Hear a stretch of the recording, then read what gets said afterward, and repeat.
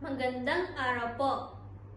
Ako po si Mary Jumel P. Gabiola mula sa grade 9. Ngayon po ay aking ipapaliwanag ang tungkol sa iba't ibang uri ng panitikan. Ang iba't ibang uri ng panitikan. Panimula. Ang panitikan ay salamin ng kultura at karanasan ng tao. Sa pamamagitan ng panitikan, na ipapahayag natin ang damdamin, aral at kaisipan. Maraming uri ng panitikan na nagbibigay saysay sa ating buhay.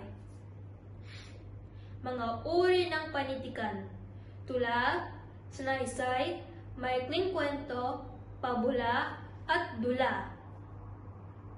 Tula. Akdang pampanitikan na may sukat, tugma at talinghaga. Nagpapahayag ng damdamin at imahinasyon ng makata.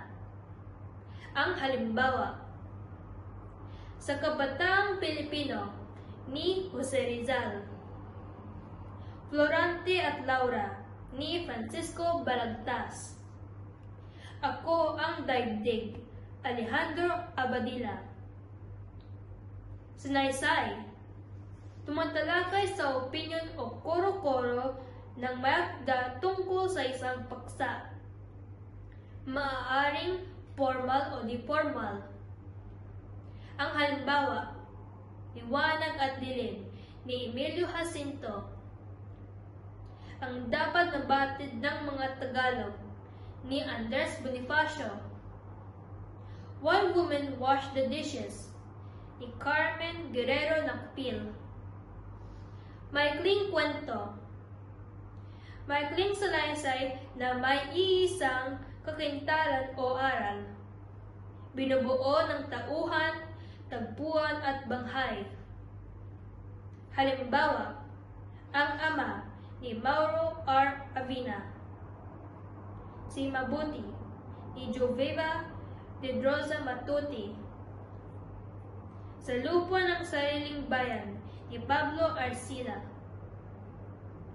Pabula. Kwento kung saan ang mga tauhan ay hayop na kumikilos na parang tao, nagbibigay ng moral na aral.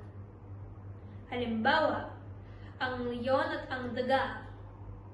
Ang Matsin at ang Pagong ni Jose Rizal. Ang Aso at ang Uwak. Dula.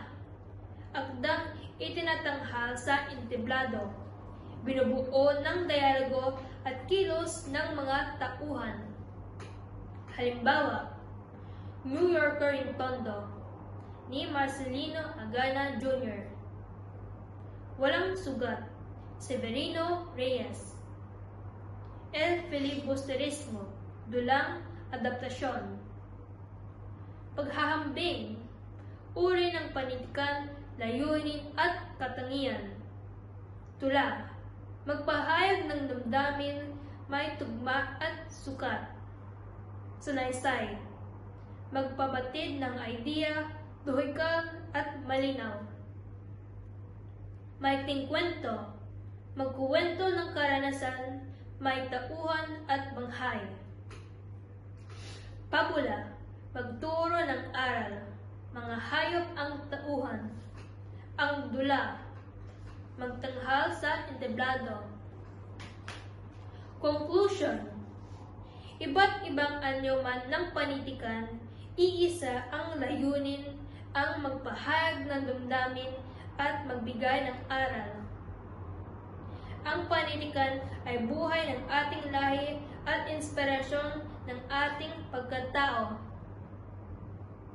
Maraming salamat po, at naway mas lalo pa nating pahalagahan ang panitikan bilang bahagi ng ating pagkakakilanlan bilang Pilipino.